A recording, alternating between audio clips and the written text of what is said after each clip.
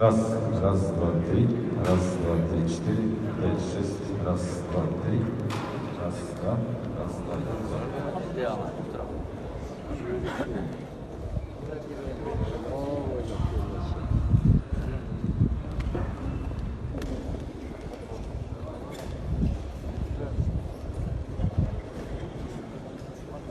Kuşlarda görmediniz mi?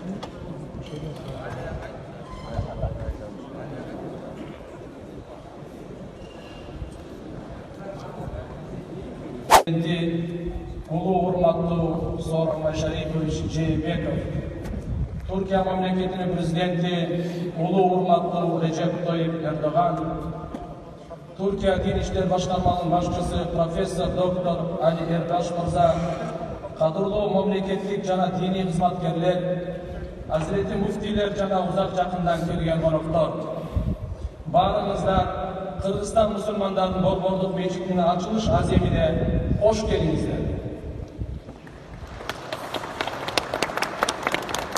Adamzatın bakımına, bir tuğrandık mamilenin bekemlenişine, tınçlık menen birindirligi üçün jasalgan her bir jakşı iş, ıyık kiteptin sözleri menen baştalуусу zarur. Antkeni jer yüzünde kılgan her bir jakşı amalды biz Allah'ın razıçılığı üçün gana kılabыз. Бүгүнкү мечитибиздин ачылыш аземин тыйык Кур'анды окуу менен баштайбыз. Кур'анды Борбордук мечиттин имамы, белгилүү каары Маматкелим уулу Нуркамал окуйт.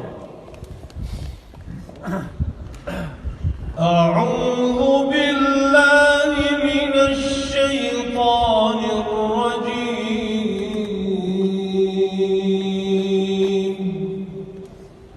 بسم الله الرحمن الرحيم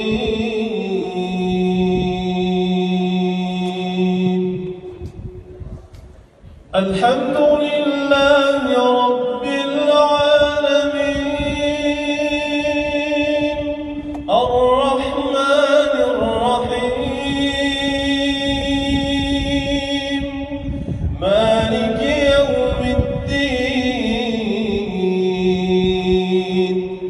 إياك نعبد وإياك نستعين اهدنا الصراط المستقيم صراط الذين أنعمت عليهم غير المغضوب عليهم ولا الضالين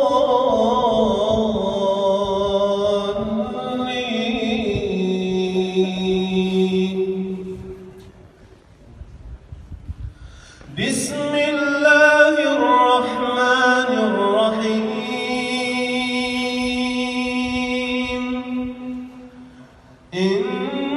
إنما للمشركين أن يعمروا مساجد الله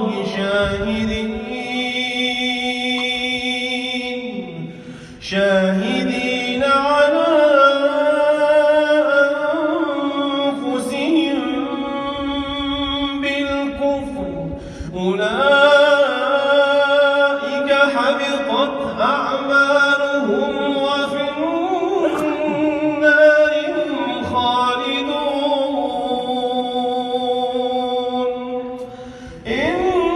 إنما يعمر مساجد الله من آمن بالله واليوم الآخر وأقام الصلاة وآتى الزكاة ولم يخش إلا الله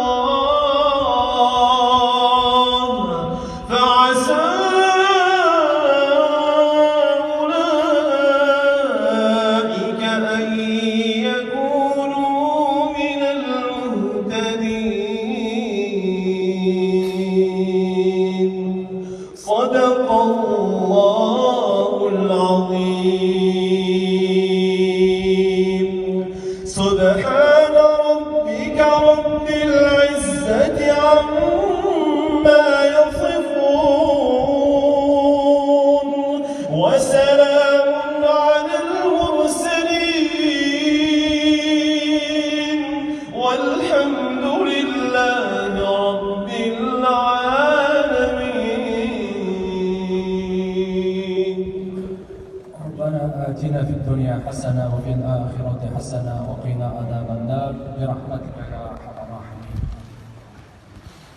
Peygamberimiz Muhammed sallallahu aleyhi ve sellem mübarek hadislerinde "Men bana beyten lillah, benallahu lehu beyten fil cennet." Bunday deb aytgan kimde kim Allah üçün meçit salsa, Allah ağa beyişten üy salып berer. Ушул мечиттин түптөлүп салынуусуна салым кошкон бардык бир туугандарыбызга жараткан Алла Таала бейиштен кан сарайларды берсин. Бул мечит Türk elinden Kırgız eline tatuulанган түбөлүктүү белек.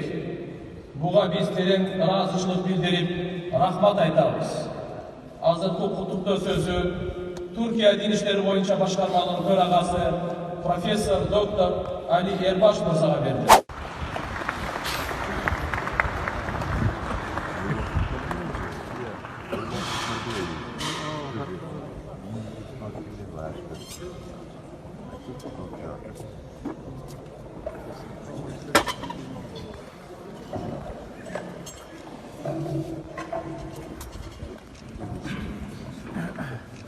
Assalamu alaikum, hurmatli megendeşlerim, hurmatli ko'ngil musulmonlar, hurmatli Turkiya Bordo şehrimizin prezidenti Recep Tayyip Erdoğan'ımıza, hurmatli mehmonlar, bugün güneşli Kırgız yerimizde Bordo kalası, kalağımız Bishkek şahrında abdan özgöçü kutlu gün.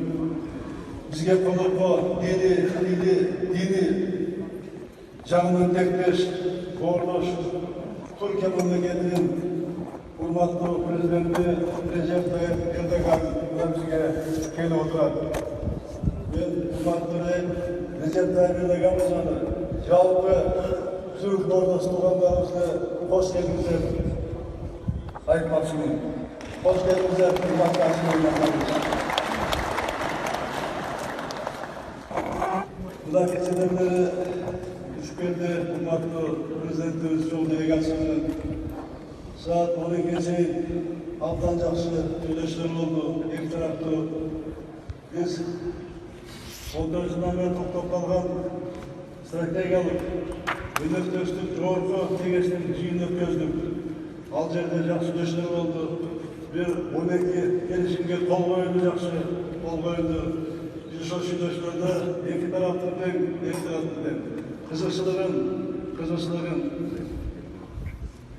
Kızılsı'na tura gelgen buna söyleşiler oldu. Biz Türkistan'ın al söyleşilerden abdan terim razı olduk diye puanlık. Diğer bu sosyalidagi bugünleri biznes forumda Türkiye'nin prezidenti hurmatlı Recep Tayyip Erdoğan'ımıza kolluk Türkiye'nin Türk memleket konusunda hizmetlaşıda жаңы zaman başladı. Öz aytып, бардык Türk бизнесмендери бүгүн Кыргызстанга инвестиция салганда, жерге иштегенге бар мүндөт өзү дагы жакшы колдоо көрсөтүлгөн. Мен ал боюнча дагы президент алдыңызда урматтуу мекендештерим айтып коюшум керек. Сизге чоң рахмат бүгүн колдооңузга. Bugün biz Borbo'da Hacı'dan hem çoğun hem boz meşitlerin birine açık ederiz. Bu meşit Kuday Kudüs'e жалпы olan Müslümanlar çoğun Жаратканга сыйынып, жакшылыктарды тілеген жерге имандын очогуна эмнеттеп biz ишенебиz. Müslümandардын билими жана руханий дүйнөсү байытышы буюрса жай болот.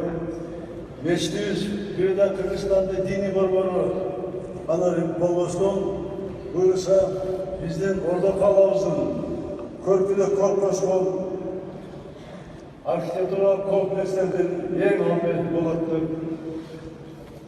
Bu dallarında yakşılık kalmalardan multimiz aytıp etti.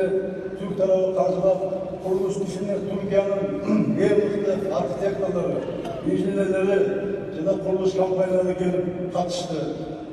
Bugünkü жақсы sağlamak Türkiye'nin memleketlik Diyanet Fondu және işler dil boyunca başkanlar bilen bolgan Kırgız memleketinin jana hizmettaşlığına жетиши oldu. Özümdün jana Жалпы Кыргызстандын Ленин атынан урматтуу президентибиз ага, Боордоштук элине жана курушчуларга ушул мечитти куруп бергени үчүн биздин элге терең ыраазычылык билдирем. Урматтуу мекендештерим, урматтуу моюн мусулмандар, биздер Кыргызстанда дин тутуу жана ишеним эркиндиги мыйзам негизинде корголот. Буга мамлекет кепилдик берет. Бүгүн мечиттин ачылышы ушул эркиндикти сыйлаган мамлекеттин дин саясатын көрсөткүчү. Мен азыр ушул эле келип, урматтуу президентибиз менен келе жатып, отуруп, биз мурунку заманды эстедим. Ошол заманды эстен чыгарбашыбыз керек. Буну айтсам, биздин Түркияда келген конокторго бул өзү эле жомок болот. Бизде ушундай мезгил болгон. Буну эстен чыгарбаш керек. Кийинки мына биздин буну билбей калган. Биз ла илаха илlallah Мухаммад Расулулла дегенди айтышкан токсуз. Аны дагы ичимизде шыгылдап айткан заман болгон. Биз аталарыбызга Куран окуп, мүрзөгө баралган күндөр болгон. Биз мечитке кирип, мечитте эмес, үйдө намаз окуткан корккон мезгил заман болгон. Мына ушунун баары артта калды. Кудайга шексиз шүгүрлөр, шексиз мактоолор Кудайга. Мына бүгүнкү заман, бул башка заман. Биздин мамлекет, бул башка мамлекет. Мына азыр эч кандай тоскоолдук жок, Кыргызстанда мектепте мечит жок. Бул дагы жакшы көрүнүш. Кээ бир айтат, мектепте мечит өлүп кетти деп. Мына мечит жөнүнчө ыймандуу балдар көрөт. Медресе көбөйсө ыймандуу биздин жаштар көрөт. Бирок ушунун баарын көзгө салышыбыз керек. Азыркы сыртта болуп аткан коркунучтарга ошонун баарын эске алып, терроризм, экстремизмди эске алып туруп, биз ынтымактуу ата-бабабыздан келаткан салттуу динди биз катуу камдашыбыз керек.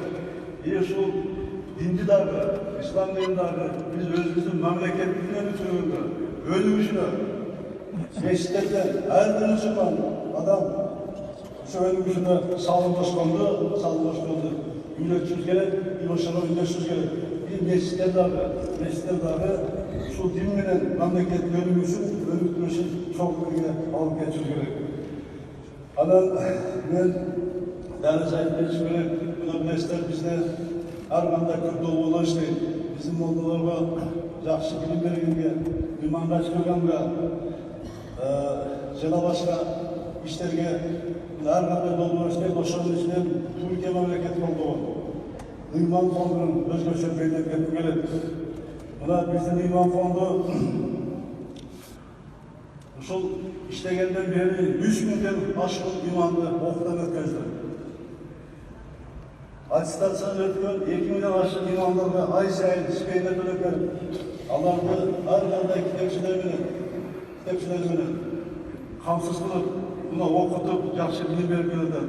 Мына кече дагы мен башты өтөп коюн, ыйман фонду ушул урматтуу биздин президентибиз Recep Tayyip Erdogan мырза ошо $5 миллион бөлүп берип, мына кече кушкеринде түгөндү чыгарacak. Акыркысы.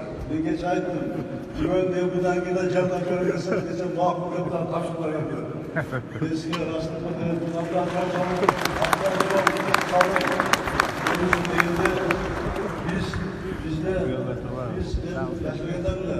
жаңы мамлекет болгондо ар жака барып окуп, ар мамлекетке барып окуп, ар кандай кыймылдар, баягы ар кандай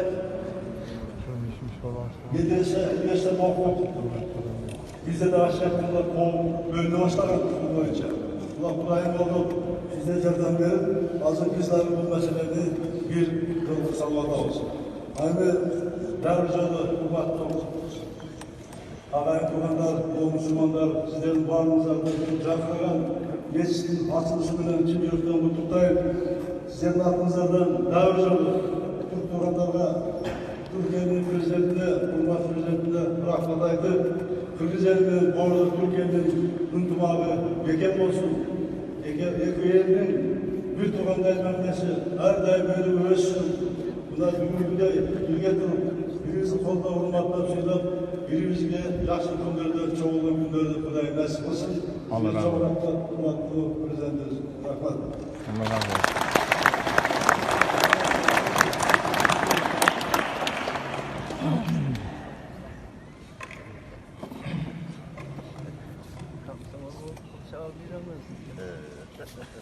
Bismillahirrahmanirrahim. Sayın Cumhurbaşkanı, değerli kardeşim,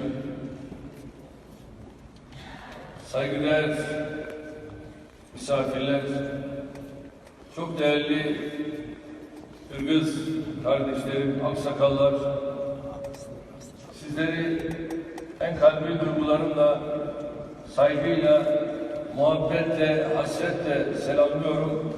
Esselamu Aleyküm ve Rahmetullahi ve Berekatuhu.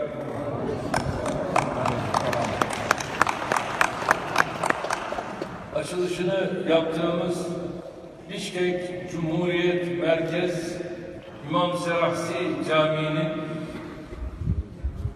tüm İslam dünyası için, tüm Kırgızistan'daki Müslüman kardeşlerim için hayırlara vesile olmasını Rabbimden niyaz ediyorum.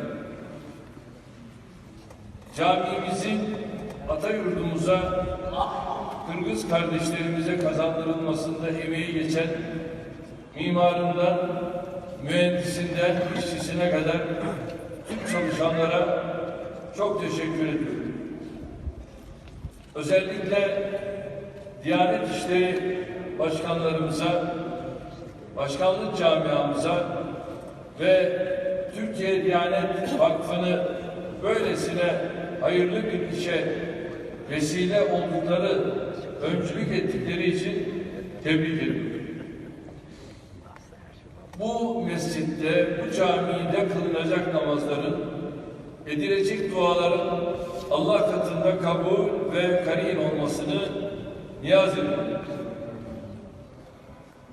Görüldüğü gibi bu caminin mimarisi gerek külliye bütünlüğü içindeki konumuyla hem dost ve kardeş ülke Kırgızistan'a hem de Orta Asya coğrafyasına çok önemli katkılar sağlayacağına inanıyorum. 7.000 metrekarelik bir alanda 37 metre kubbe yüksekliği, 4 minaresi, iç ve dış avlusuyla toplam 20.000 kişiyi bulan ibadet alanıyla burası tam anlamıyla bir külliye. Camimiz ve külliyesi Anadolu ve Orta Asya arasında geçmişte var olan din, dil, tarih, kültür ve muhabbetin inşallah yeniden yeşermesine vesile olacaktır. Bildiğiniz gibi muhabbetten Muhammed oldu hasıl, Muhammedsiz muhabbetten ne hasıl? Evet, her muhabbet içinde sevgililer sevgilisi Peygamberimiz Hazreti Muhammed Mustafa sallallahu aleyhi ve sellem Efendimiz'i barındırması gerekiyor.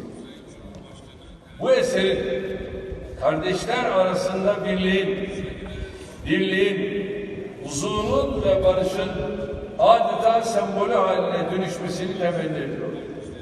Zira biz iki ayrı devlet ama tek milletiz. Hepsinden özel tek ümmetiz. Büyük emeklerle 6 yılda ortaya çıkan bu eser Türk halkından Kırgız halkına bir hediye olarak asırlarca Orta Asya'nın kalbinde baki kalacaktır. Camiler İslam medeniyetinin alameti farikasıdır. Bizim şehirlerimizin merkezinde daima camiler, mescitler bulunur. Bursa'dan Konya, Buhara'dan Kahire, Saraybosna'dan Timbuktu'ya kadar coğrafyamızın dört bir köşesinde kurduğumuz şehirler hep camiler etrafında şekillenmiştir. Bu açıdan şehirlerimizin mimari açıdan medeniyetimizin izlerini taşıyan, gelenekle modernliği mezheden geniş, refah, estetik ve kullanım olarak işlevsel ibadethanelerle teçhiz edilmesini çok önemli görüyorum.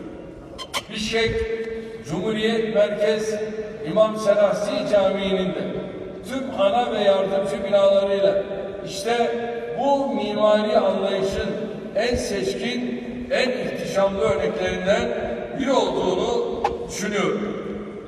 Değerli kardeşlerim, bizim ibadet mekanlarımız yükseldikleri beldelere kattıkları anlam sebebiyle büyük ve güzel olarak inşa edilmişler. Hepsinden de çok ferahtır, huzurludur, kasvet yoktur, huzur var. Şimdi içeriye girdiğimizde de bunu görürüz. Bugün nerede bir kubbe, bir minare varsa biliyoruz ki orası Müslümandır. Şehadetleri dinin temelli olan ezanlar işte bu minarelerden yükselir. Günde 5 vakit namaza işte o kubbelerin altında durulur. Bu bakımdan camilerimizin büyüklüğü ve güzelliği bizim için ancak iftihar kaynağıdır. Nasıl İstanbul deyince 7 tepesindeki 7 cami aklımıza geliyorsa İnşallah Bişkek'te diğer eserler yanında bu güzide camisiyle anılacaktır.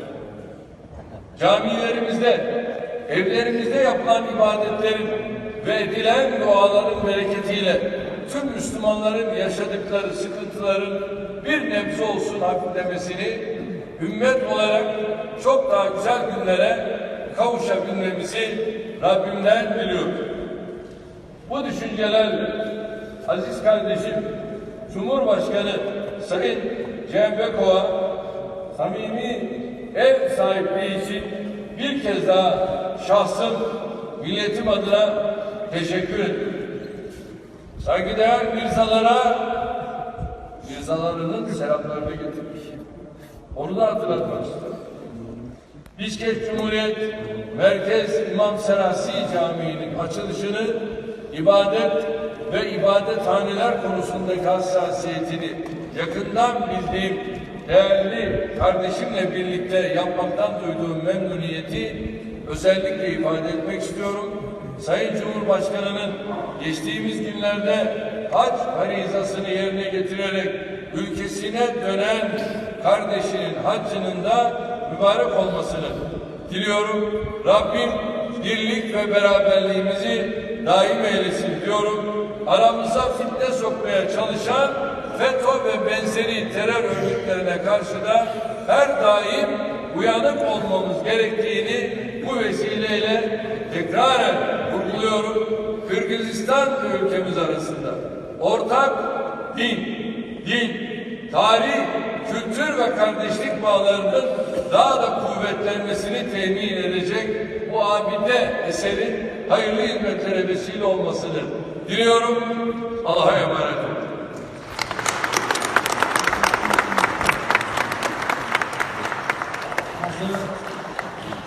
Örgütlü başçılarını, prezidentlerini, geçtiğimizden yentasını kesiyor, azimine çakırağımız.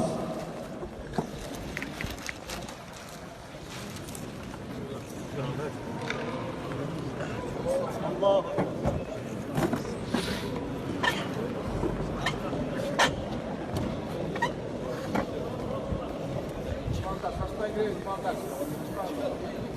Hasta